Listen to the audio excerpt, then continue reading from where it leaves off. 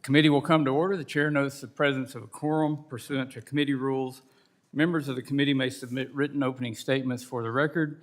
Ask that members may revise and extend their remarks on the bills to be considered at this markup and have those remarks included in the record. Without objection, so ordered. Without objection, the chair is authorized to declare recess of the committee at any time.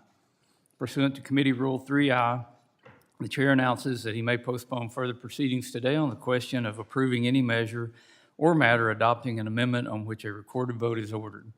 I now recognize myself for an opening statement. Good morning and welcome, and thank you for joining us to our full committee markup. We're considering a bill under regular order that will help unleash American energy, create good-paying jobs, and support rural communities across the West. H.R. 7487, the Rural Jobs and Hydropower Expansion Act, sponsored by Representative Boebert, provides important clarification when developing new hydropower projects within a Bureau of Reclamation project. Currently, unless a reclamation project is specifically authorized for hydropower, non-federal hydropower development using reclamation facilities requires multiple layers of review across FERC and reclamation. This includes extensive reviews on the front end to determine whether the applicant needs further review and approval from reclamation, from FERC, or from both. The Rural Jobs and Hydropower Expansion Act builds on the committee's work to streamline the permitting process for development of energy projects in the United States. Specifically, the legislation will eliminate duplicative permitting processes by giving reclamation exclusive authority to develop hydropower within projects under its jurisdiction. The common sense change will ensure that nearly 20 projects currently in development will not be delayed due to duplicative permitting processes and reviews. Permitting reform is crucial for building much-needed infrastructure and delivering a supply of affordable, reliable energy to American families. Without it, we will not be able to unleash our vast energy resources, lower the cost of living, and support rural communities. As we discussed yesterday with Secretary Burgum, if our nation is to remain energy dominant, we must continue to unlock our resources and build the critical infrastructure that we need to power America. This Congress, we've worked diligently to cut red tape and develop domestic energy resources. Today's markup of H.R. 7487 is another step towards achieving that goal. Now is the time to unleash American energy. In addition, we will also consider 5 bills on which the committee has reached bipartisan agreement. First, we have a bill from the Subcommittee on Indian and Insular Affairs, H.R. 741, that redesignates the Director of the Indian Health Service as Assistant Secretary for Indian Health within the Department of Health and Human Services. This change will give Indian health leadership a more senior role in department-wide coordination and provide tribes with a clearer point of engagement within the department. Next, we have 2 bills from the Subcommittee on Water, Wildlife, and Fisheries, H.R. 5694 from Representative Begich, which protects the right of Alaska Natives to sell authentic Native handicrafts and artwork in interstate commerce. H.R. 7250 from Representative Downing reauthorizes the Fort Peck Reservation Rural Water System Act of 2000 to allow for the completion of critical water infrastructure serving the Fort Peck Reservation and surrounding communities in northeastern Montana. From the Subcommittee on Federal Lands, we will consider H.R. 3924, which aims to strengthen our nation's understanding of and response to the growing wildfire and forest health crisis by requiring the Departments of Agriculture, the Interior, and Homeland Security to conduct a comprehensive review of the U.S. wildfire landscape every 4 years. The bill establishes a structured, recurring evaluation process to assess management challenges and examine the public health implications of wildfires. Finally, we will consider H.R. 7831 from the Subcommittee on Energy and Mineral Resources, introduced by Representative Kennedy of Utah. This legislation reauthorizes existing fees for oil and gas applications for permits to drill, ensuring that the Bureau of Land Management field offices have the staff and resources needed to permit projects quickly and efficiently. I thank the ranking members for their dedicated work on these bills. I appreciate Ranking Member Huffman and his team's work on getting another package of bills that we can unanimously agree on, and I look forward to the discussions today. I yield back my time and recognize Ranking Member Huffman for any opening statement he may have. Thank you, Chair Westerman. We have 6 bills on the markup agenda today, and I appreciate that you've brought us a broad mix of bills across the committee's jurisdiction. Just very briefly, that starts with Representative Stanton's H.R. 741, the Stronger Engagement for Indian Health Needs Act. It would elevate the Director of Indian Health Service to the position of Assistant Secretary for Indian Health within HHS. And I believe this is an important and long overdue elevation. The Indian Health Service delivers health care services to 2.8 million American Indian and Alaska Native people. And this will allow them, this additional authority, will allow them to hire key personnel like doctors and nurses to engage more directly with the HHS Secretary to meet the needs of tribal health. So I'm glad that this is on our markup, and I look forward to advancing it. We also have Representative Neguse's Wildfire Risk Evaluation Act, which would require a quadrennial review of the wildfire landscape by directing the Departments of Agriculture, Interior, and Homeland Security to assess wildfire management challenges and evaluate the intersection of wildfire and public health. This is appropriate. This is something that is both a land management issue, but also a public health, climate, and emergency response issue. So federal wildfire planning needs should be collaborative. They should reflect and prepare for that full range of challenges that communities are facing. And I'm glad to see this bill moving forward as well. Also, we have the Artist Act, H.R. 5694, which would support Alaska Native artists by clarifying that they can create and sell authentic Native handicrafts and clothing made from marine mammal material. I like the fact that this bill supports Native artists and maintains federal oversight for depleted species while helping ensure that state ivory bans don't unfairly block traditional work already recognized under federal law. And we have H.R. 7250, which would reauthorize the Fort Peck Reservation Rural Water System Act of 2000 and extend the key completion deadlines through December of 28. This is about clean water for the Fort Peck Indian Reservation and surrounding communities in northeastern Montana, a bill that gives the project additional time to move forward, which seems very appropriate.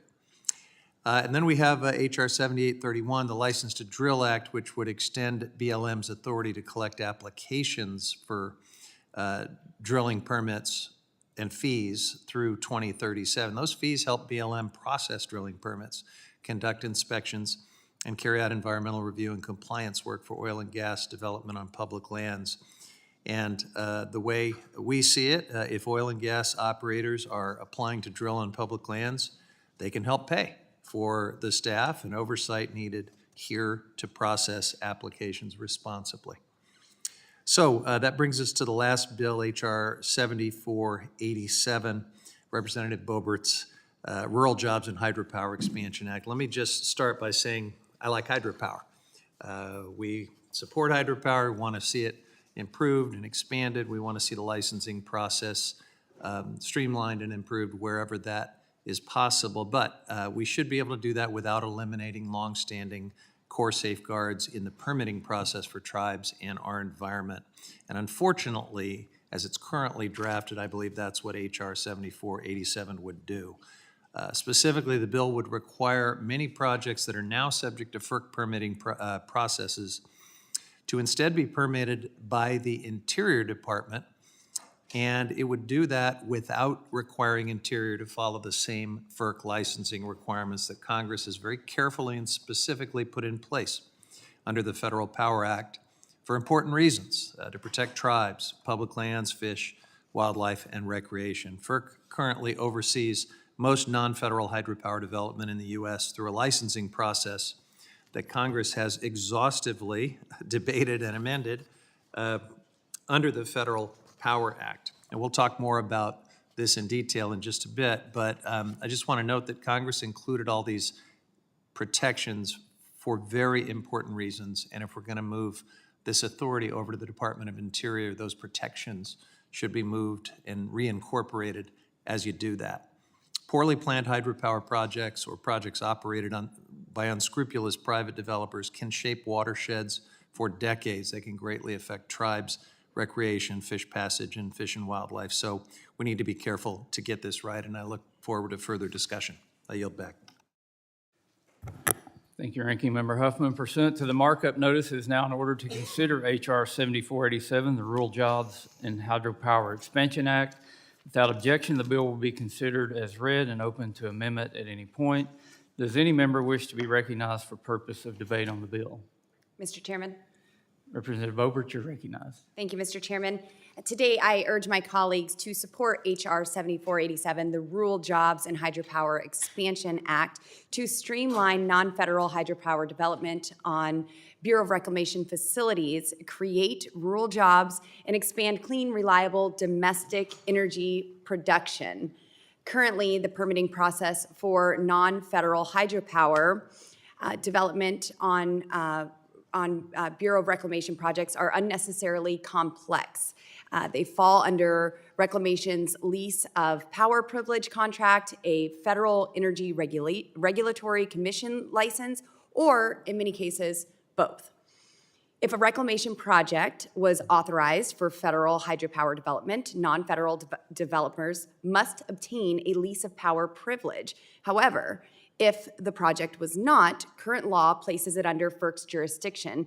This jurisdictional split has resulted in roughly 69 non-federal projects being subjected to duplicative permitting processes, with approximately 12 additional projects currently in the development pipeline facing the same obstacles. H.R. 7487 offers a common sense solution. The bill amends the Reclamation Project Act of 1939 to provide the Bureau of Rec with exclusive authority for non-federal hydropower development within reclamation projects. This will eliminate the dual permitting regime, reduce unnecessary delays and costs, and provide regulatory certainty for developers. This legislation builds upon the strong bipartisan precedent established in the 113th Congress, which authorizes reclamation to contract for small conduit hydropower development. This bill passed 416-7, with even Ranking Member Huffman voting in support of H.R. 7487, simply expands that successful approach to all reclamation facilities. I've been working on this bill for years now. Last Congress, at a hearing on the Water, Wildlife, and Fisheries Subcommittee hearing, the Biden appointee, David Palumbo, Deputy Commissioner at the U.S. Bureau of Rec, testified that this bill, quote, builds on past successful bipartisan efforts to streamline the permitting process, spurring additional non-federal hydropower development on reclamation projects. And that reclamation supports the intent of the legislation to streamline the permitting process. My office and the committee staff here have also worked extensively with Reclamation, WAPA, CREDA, and the power customers of in the Colorado River Basin, who all support the ANS. I am proud that this bill is bipartisan, and I thank Representative Adam Gray for his partnership in introducing this legislation. Together, we are advancing a common sense bipartisan bill that will create jobs and expand clean and reliable hydropower generation and support rural economies while making better use of existing federal infrastructure. And I would very much like to convince the ranking member to join us in supporting this and the rest of the committee here today and favorably pass H.R. 7487. Mr. Chairman, I yield. Young lady yields back. Is there further discussion on the bill? Mr. Gray, you're recognized. Thank you, Mr. Chairman. Expanding hydropower is crucial for energy production and water storage, frankly, throughout the West.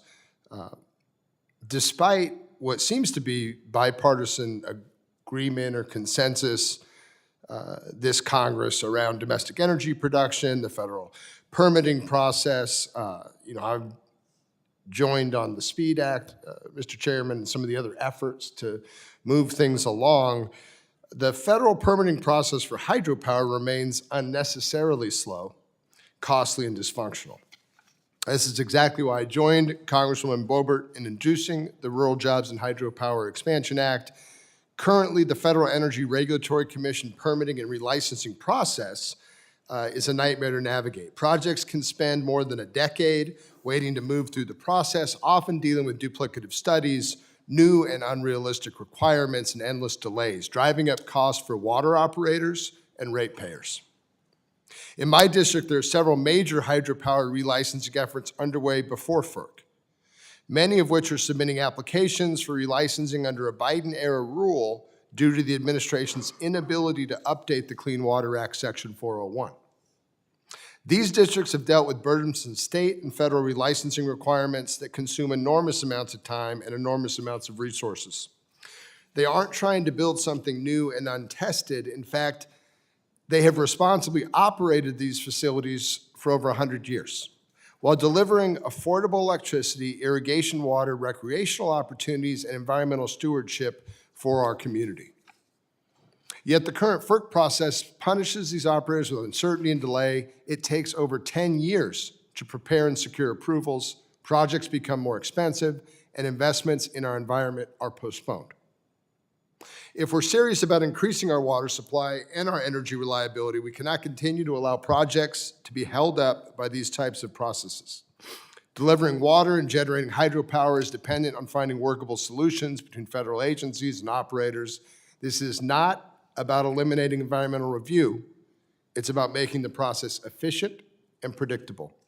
Thank you, Mr. Chairman. I'll yield back. Gentleman yields back. Is there further discussion? Mr. Huffman, you're recognized. Thank you, Mr. Chairman. So I appreciate the gentlelady from Colorado pointing out that there is precedent for the Huffman-Boebert collaboration on these matters. And there's actually a way to get there on this bill, too. So I will try to lay that out as fairly as I can. But what it comes down to is that this move of jurisdiction for some projects from FERC over to Interior might make sense.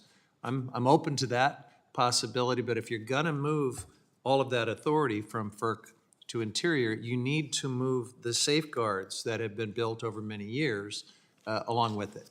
And as it's currently drafted, that is not the case. If we fail to do that, if we just move it over as a blank slate, that could have very significant impacts because FERC, of course, oversees most non-federal hydropower through the Federal Power Act process where Congress has worked for many, many years, debated, amended, improved that law to promote not only hydro, but also the protection of other very important public interests, including public lands, fish and wildlife, and tribal resources. And that broader focus is very important because hydropower projects are great, but they can have major impacts on rivers, fisheries, recreation, tribal resources, especially if they're poorly conceived or designed or operated. So, what are some of the Federal Power Act protections that would no longer apply as currently drafted? And this is the part that I think needs to be fixed. One is the major protection for federal reservations. That includes tribal reservations, national forests, and other areas set aside as reserved for public purposes. Under the Federal Power Act, before FERC licenses or relicenses a hydro project affecting any of these reservations, FERC has to determine that the project won't interfere with or be inconsistent with the purposes for which that reservation was created. Federal Power Act also helps protect tribes. Tribal resources and tribal treaty rights are affected by non-federal hydropower development.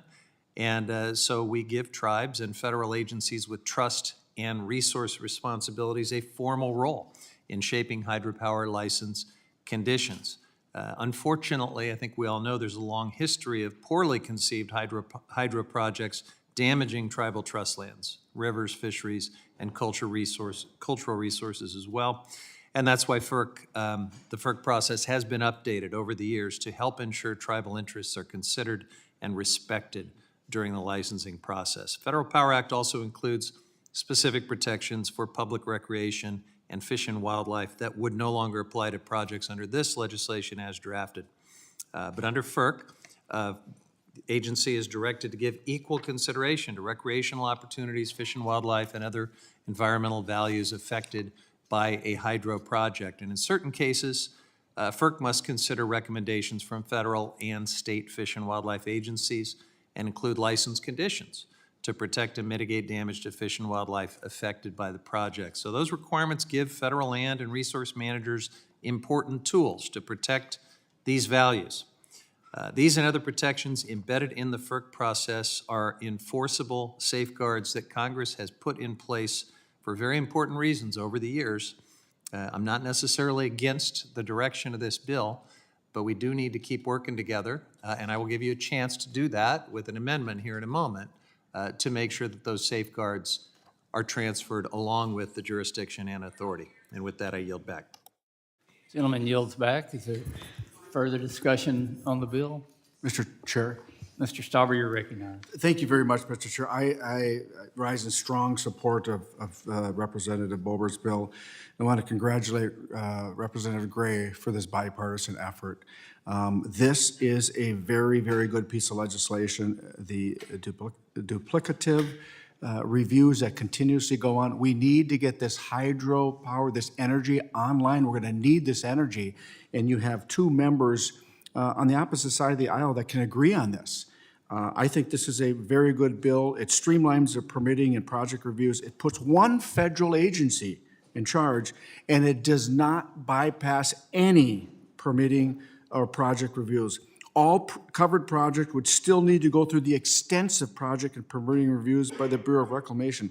This is the exact type of legislation that we need to allow energy to come online in this country. So with the remainder of my time, I'm going to yield it to the Representative Boebert, the sponsor of the bill. Thank you. I heard the ranking member mention that he likes hydro. I did not hear the ranking member mention that he likes rural jobs. And so I would hope it's not the gentleman's position that he hates rural jobs. We are looking to expand these jobs and water storage and energy production. Just listening to my colleague, Congressman Gray, and the common sense language he uses around this bill, talking about the reduction of permitting. Anywhere you go, everyone is frustrated at the burdensome regulations, the duplicative processes within the federal government. And in this committee, I would think most of us, especially those in the West, our top three issues are water, water, water. And so this is a huge focus in my district and throughout the West. I understand, in some parts in the East, you can stick a shovel in the ground and water is going to come out, but we don't have that out West. But we want to end the slow process, the endless delays that are impacting these projects. We, of course, want clean water. We want to do this responsibly. We are good stewards of our land. And so just because we are in these Western states, we aren't going to become the Wild West just by moving this to the Department of Interior and streamlining this process, making it more efficient. I again, strongly urge support of this. And, when it comes to FERC, I see FERC as a four-letter word that harms many water users and good projects that we are looking to move forward on. Mr. Stauber, I yield to you. Yeah, thank you very much. Again, it's a good piece of legislation, Mr. Chair. I yield back. Gentleman yields back. Is there further discussion on the bill? I recognize myself for 5 minutes, not to rise in strong support of Representative Boebert and Representative Gray's bill. H.R. 7487, the Rural Jobs and Hydropower Expansion Act. I commend them for working on another bipartisan issue to help strengthen our country's energy infrastructure. And oftentimes we face complicated issues in Congress, but to me this one's kind of low-hanging fruit because we're talking about a form of power that almost everybody likes hydropower. There's something in hydropower for everyone. It is, there's no carbon emissions with hydropower. It's renewable. It offers storage. I know in our hearing yesterday, Mr. Huffman submitted a battery to the record, which I had to check with staff to make sure we could put a battery in the record. I can't really put a reservoir in the record, but I could lift a bottle of water, which illustrates contained water that's elevated, that has all that potential energy, and we know that a dam just converts that potential energy into kinetic energy. And when it rains, it fills the reservoir back up. And we're talking about dams that are already in place. Now, there's no perfect energy out there. You can say if we disturb nature, we've done some kind of harm, but it's hard to find much that's wrong with hydropower, especially when we've got dams that are out there that could have hydropower added to them. You know, the Bureau of Reclamation looked into, I believe it was 530 dams that are out there, and 191 of them had some hydropower potential. And they say that 70 sites show potential for economic development of hydropower. Those 70 sites could yield an additional generating capacity of 225 megawatts. So that's 225 megawatts of renewable, clean baseload power. It can be baseload power, it can be peaking power. That's the flexibility that you have with hydro. And this legislation moves the ball forward and allows that development to happen more rapidly. So again, I commend the co-sponsors and the lead sponsors of this bill. I hope that we can get a strong vote on it, and I hope this is something we can move through the House and through the Senate and get it on the President's desk sooner than later. I strongly support the bill, and I yield back. Is there further discussion on the bill? If there's no further discussion, it's now in order to consider amendments to H.R. 7487. We will now consider the amendment in the nature of a substitute to H.R. 7487 offered by the gentlewoman from Colorado, Ms. Boebert, designated Boebert 50 ANS. Without objection, the amendment is considered read and open to amendment at any point. Ms. Boebert, you're now recognized. Thank you, Mr. Chairman. I just want to reiterate on this bill just the importance of streamlining this process. The Rural Jobs and Hydro Expansion Act, this would streamline the non-federal hydropower development of the Bureau of Reclamation facilities. It will create rural jobs and expand clean and reliable domestic energy production. I am honored to have Congressman Gray as a bipartisan co-sponsor, co-lead of this bill, and I would urge my colleagues to support this piece of legislation, and I will yield back. Thank you. The gentlelady yields back. Is there further discussion on the ANS?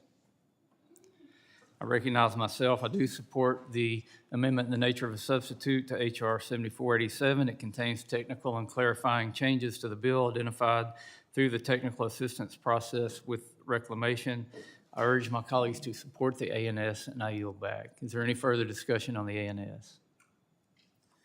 If there's no further discussion, we will now consider the amendment designated Huffman number 1, offered by Ranking Member Huffman. Without objection, the amendment is considered read. Ranking Member Huffman, you're now recognized. Thank you, Mr. Chairman, and I do want to assure my friend from Colorado I care about rural jobs too. Represent a lot of rural Northern California, and that includes some hydro projects, and so I know that the guardrails that have been carefully created under the Federal Power Act over many, many years do a lot to protect rural jobs, and that includes all the jobs in the recreation and outdoor economy that are so important to many parts of rural America, and it includes tribal jobs by making sure that tribes actually have a voice and a little bit of power in the licensing process. So there's lots of different rural jobs that are protected by these guardrails. And if you don't have those guardrails, you are at risk of having a project that just comes in and builds itself in a rural place and then ships all that power off to AI data centers and cities without the guardrails to protect the rural jobs that we say we all care about. So let's be careful and get this right. That's what this amendment is all about. We've talked about how this bill would move many non-federal hydro projects out of FERC jurisdiction and over to the Department of Interior instead. The amendment simply says that if Interior is now going to permit these projects, it should preserve those same safeguards that exist in the FERC process. In statute, not just an environmental review. I heard Mr. Stauber's point. Having an environmental review is nice, but the FERC process has very specific statutory guardrails and safeguards, and that's what this amendment would preserve. It's pretty straightforward, and if it's approved, I hope that all my colleagues would want to see these guardrails and safeguards incorporated, then I'd be happy to support the bill. I yield back. Gentleman yields back. Is there further discussion on the amendment? Ms. Boebert, you're recognized. Thank you, Mr. Chairman. Unfortunately, I'm going to have to strongly oppose this amendment. This amendment is nothing more than a poison pill designed to kill the very purpose of H.R. 7487. I oppose this amendment because it defeats the core purpose of H.R. 7487 to streamline non-federal hydropower development on Bureau of Reclamation facilities, create rural jobs, expand clean water, reliable domestic energy production. H.R. 7487 expands the Bureau of Rec's lease of power privilege authority to unlock more hydropower on existing federal infrastructure without forcing every project through FERC licensing processes. This amendment effectively reimports the entire FERC regulatory regime into the reclamation class. This amendment piles on more studies, more consultations, more mitigation demands, and, of course, more delay. This will result in projects that should take months, and they'll end up taking years. Costs will explode, and investors will walk away from these projects. But some of my colleagues have some friends who seem to have friends who are radical environmentalist lobbyists, and they just can't help themselves to really FERC this up. They would rather keep rural Western communities poor and dependent than let them develop their own resources. The Secretary of Interior can handle these leases without mimicking the slowest, most expensive licensing process in the federal government. This amendment kills jobs, kills new hydropower, and kills opportunity for rural America. I urge my colleagues to vote no on this amendment and keep H.R. 7487 focused on American energy production, American jobs, and American strength. Thank you, Mr. Chairman. I yield back. Lady yields back. Is there further discussion on the amendment? I recognize myself. I think the purpose of the bill is very straightforward as described in the A&S. If you look at it, there are two types of dams under Bureau of Reclamation. There are those dams that are approved for hydropower, and then the other category that has jurisdiction with both Bureau of Reclamation and FERC. All we want to do, and all the bill does, is move the jurisdiction of those non-power dams under Bureau of Reclamation so they can go through the process that is a well-outlined process to make sure that everything's done properly. It will be a way to fast-track the development of more hydropower. As I said earlier, we're looking at maybe 225 megawatts of new carbon-free, renewable baseload or peaking power, however it's used. That's pretty straightforward. The reason I oppose Ranking Member Huffman's amendment, and I think he's almost there, but it would take the same regulatory process under FERC and overlay that with Bureau of Reclamation, which already has a process, make it duplicative and more complicated, and I think defeat the main purpose of the underlying legislation. So I oppose the amendment. I encourage everyone else to oppose it, and I yield back. Is there any further discussion on the amendment? Mr. Chairman. Ms. Stansberry, you're recognized. Thank you, Mr. Chairman. I'd like to yield my time to the ranking member. I thank the gentlelady from New Mexico. I'm disappointed to hear that simply incorporating the same carefully constructed federal guardrails for tribes, for fish and wildlife, and for the outdoor economy and recreation, that simply incorporating those guardrails would defeat the entire purpose of this legislation. And, you know, stated that way, that seems to suggest that the entire purpose of this legislation is to circumvent those guardrails. There's no other way to interpret it. And that's disappointing. I thought the purpose was to avoid duplication and to have a more sensible streamlining of these processes. And that's something I'm very open to talking about. But if this is about circumventing these carefully constructed guardrails, that's a whole different subject. And I just want to remind my colleagues that tribal nations have had to fight and claw and over many, many years work to get their seat at the table against all manner of discrimination and injustice. And this is one of these cases where they have gotten a voice in the FERC licensing process through the Federal Power Act, and we're now talking about taking it away. I think that should be deeply disturbing to anyone that represents Indian country and says that they care about sovereignty and tribal nations. And with that, I yield back. Ms. Stansberry, the time is yours. Thank you, Mr. Chairman. I yield back. The young lady yields back. Is there further discussion on the amendment? If there's no further discussion on the amendment, the question is on the amendment offered by Ranking Member Huffman, designated Huffman number 1. All those in favor signify by saying aye. Aye. All those opposed say no. No. In the opinion of the chair, the amendment is not agreed to. A recorded vote has been requested. Further proceedings on this amendment will be postponed. At this point, we're going to take an approximately 10-minute recess, and we will reconvene when we give people time to get here to vote on the amendment and the underlying legislation. The committee is in recess.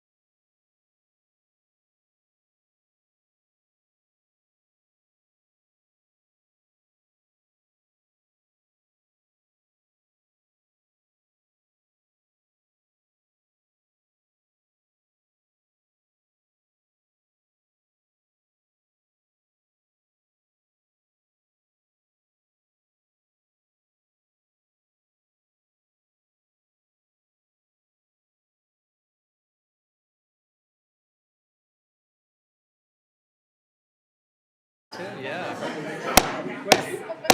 Get it in the rip. The committee will come to order. The chair notes the presence of a quorum. As we're getting settled in, I would like to take a moment and announce a field hearing that will be in my hometown of Hot Springs National Park on June 12th. It'll be focused on reauthorization of the Great American Outdoors Act, which I think is broadly supported by the administration, by the Senate, and by the House. So as we work together on a bipartisan solution to reauthorizing something that's been a very popular program, I invite everyone to Hot Springs for this field hearing. Some of you were able to attend the field hearing in Representative Hageman's district last fall at Grand Tetons National Park. And now and we were originally going to have this hearing last October, but because of the shutdown, we had to reschedule it. So I invite everybody to where it all began. Hot Springs was the first federal land ever set in reserve by the federal government. And we recognize that Yellowstone was the first official national park, but Hot Springs predated that by many decades. And I invite all of you to come there and to give us input on how to create a great American Outdoors Act 250 version. And hopefully we can get this done quickly and in time for the celebration of our 250th anniversary. If you'd like more information about that, feel free to contact me or the committee staff. Moving on to the unfinished business, it is on a request for recorded vote on amendments to the ANS to HR 7487. Members will record their votes using the electronic voting system.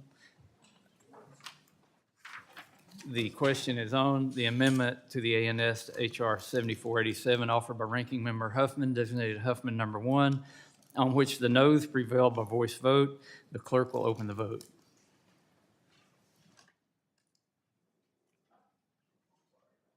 Get it warmed up.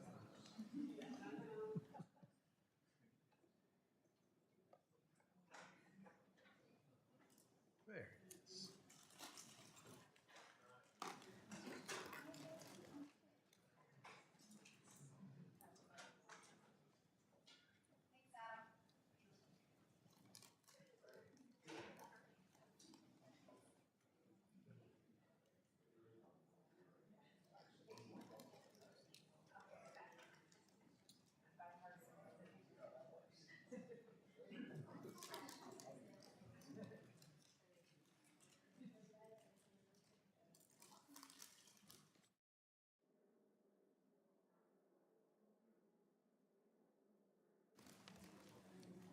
Have all members voted? Does any member wish to change their vote? Hearing none, the clerk will close the vote and report. Mr. Chairman, on this vote, the yeas are 14 and the nays are 21. The amendment is not agreed to. The question now occurs on the amendment in the nature of a substitute to HR 7487 offered by the gentlewoman from Colorado, Ms. Boebert, designated Boebert 50 ANS. All those in favor signify by saying aye. Aye. Those opposed, no. In the opinion of the chair, the ayes have it, and the amendment in the nature of a substitute is adopted. The question now occurs on reporting HR 7487 as amended to the House with the recommendation that the bill be favorably approved. All those in favor signify by saying aye. Aye. Those opposed, no. No. In the opinion of the chair, the ayes have it. A recorded vote has been requested. Members will record their vote using the electronic voting system. The clerk will open the vote.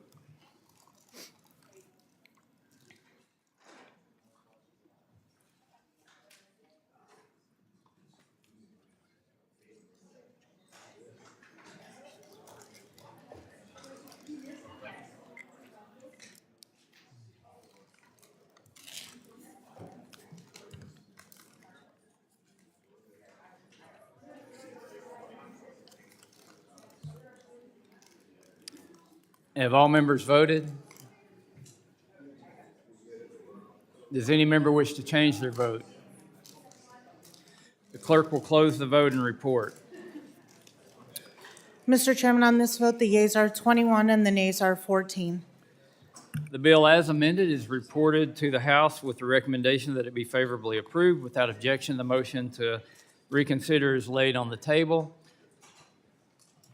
I will make another, Mr. Huffman, let me make one announcement quickly. There is some food in the back room if members are interested in lunch. You're all welcome to that. Now, Mr. Huffman, I recognize you. Thanks, Mr. Chair. I just want to give notice of my intention to file supplemental additional dissenting or minority views on the Mr. measure. Huffman, will you suspend a moment? The hearing will be in order. We still have business, so if you have a conversation, please take it outside. Mr. Huffman, please continue. Thank you, Mr. Chair. Just giving notice of my intention to file supplemental additional dissenting or minority views on the measure just considered. I ask unanimous consent this notice be extended to all measures at the markup under House Rule 11, Clause 2L. This notice extends to all members. Without objection, so ordered. We now turn to the UC package. With the cooperation of Ranking Member Huffman and the other members of the committee, it appears that we have worked out an agreement on 5 bills scheduled for markup today. As we have done before, rather than going through a formal markup process for each of the bills, I will make a single unanimous consent motion to report out the bills favorably with any amendments that have been filed and agreed to. Before we begin, does any member seek time to speak on any of the bills in this unanimous consent motion? Mr. Kennedy, you're recognized. Thank you, Mr. Chair and Ranking Member Huffman, for holding this hearing today. The License to Drill Act represents a continued effort to bring certainty, efficiency, and accountability back into the federal permitting process for American energy production and allows us to match the mantra to drill, baby, drill. We are in a time where producers generally face endless delays, duplicative reviews, and bureaucratic uncertainty that drives up costs and discourage investment. The Permit Processing Improvement Fund has proven key to overcoming these hurdles.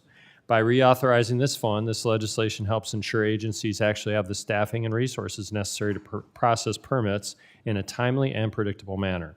This bill has earned broad support across the oil and gas industry because it recognizes a simple reality. Permitting delays are not just a paperwork problem, they are a threat to American energy security, domestic jobs, and affordable energy prices. Companies are willing to invest billions of dollars in responsible production here at home, but they need a regulatory process that functions with transparency and consistency. The Permit Processing Improvement Fund gives agencies a dedicated mechanism to improve coordination, reduce bottlenecks, and deliver decisions faster without sacrificing environmental review or public accountability. Importantly, support for this legislation extends well beyond the traditional oil and gas sector.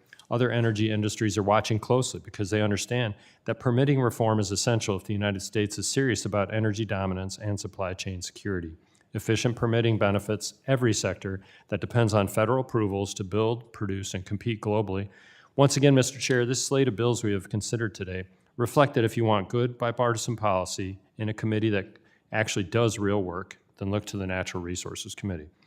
With that, Mr. Chairman, I yield back. Gentleman yields back. Does anybody else wish to be recognized? Mr. Downing, you're recognized. Thank you, Chairman Westerman. First, like to thank for this opportunity. I'd take this opportunity to thank my colleagues for their unanimous support in advancing H.R. 7250. This is my legislation to reauthorize the Fort Peck Reservation Rural Water System Act. Water infrastructure is absolutely essential for supporting our towns, farms, ranches, and tribes in eastern Montana. You know, my legislation will allow for the completion of the Fort Peck Dry Prairie Regional Water System, ensuring clean drinking water for rural and tribal communities in my home district. In 2000, Congress passed the Fort Peck Reservation Rural Water System Act. This legislation authorized and funded a major water infrastructure partnership between the Assiniboine and Sioux rural water supply system of the Fort Peck Reservation and the Dry Prairie Rural Water System of Valley, Roosevelt, Sheridan, and Daniels counties. Since then, the two water systems have worked together to build an extensive network of over 3,000 miles of water pipeline, along with multiple pumping stations and a water treatment plant. The project is nearly finished, with only 2 out of Dry Prairie's 23 pipeline phases in need of completion. My legislation extends the water system's authorization by 2 years to provide the necessary time for the completion of these final phases. Without an extended authorization, the project would go unfinished. I once again want to thank my colleagues for their support on this important initiative for northeastern Montana, and I look forward to working to advance this legislation to the House floor. And with that, Mr. Chairman, I yield back.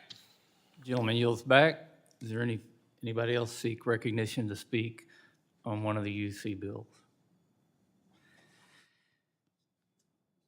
Seeing none, I ask unanimous consent that the Subcommittee on Energy and Mineral Resources be discharged from further consideration of H.R. 7831, the license to drill out or drill act, without objection. So ordered. I ask unanimous consent that the Subcommittee on Water, Wildlife, and Fisheries be discharged from further consideration of H.R. 5694, the Alaska's Right to Ivory Sales and Tradition Act, or the Artists Act, and H.R. 7250 to reauthorize the Fort Peck Reservation Rural Water System Act of 2000. Without objection, so ordered. I ask unanimous consent that the Subcommittee on Indian and Insular Affairs be discharged from further consideration of H.R. 741, the Stronger Engagement for Indian Health Needs Act of 2025. Without objection, so ordered. I ask unanimous consent that the Subcommittee on Federal Lands be discharged from further consideration of H.R. 3924, the Wildfire Risk Evaluation Act. Without objection, so ordered. And I ask unanimous consent that the following measures be approved and favorably reported as described to the House of Representatives. H.R. 741, the Stronger Engagement for Indian Health Needs Act of 2025, with an amendment in the nature of a substitute offered by Ranking Member Huffman, designated Huffman 72 A&S. H.R. 3924, the Wildfire Risk Evaluation Act, with an amendment in the nature of a substitute offered by the gentleman from Colorado, Mr. Neguse, designated Neguse number 1 A&S. H.R. 5694, the Alaska's Right to Ivory Sales and Tradition Act, or the Artist Act, with an amendment in the nature of a substitute offered by the gentleman from Alaska, Mr. Begich, designated Begich 118 A&S. H.R. 7250 to reauthorize the Fort Peck Reservation Rural Water System Act of 2000, and H.R. 7831, the License to Drill Act. Without objection, so ordered. Without objection, the motions to reconsider are laid upon the table. Ask unanimous consent that the staff be allowed to make any technical and conforming changes to the documents the committee just adopted, subject to the approval of the minority. Without objection, so ordered. If there's no further business, the committee stands adjourned. Thank you.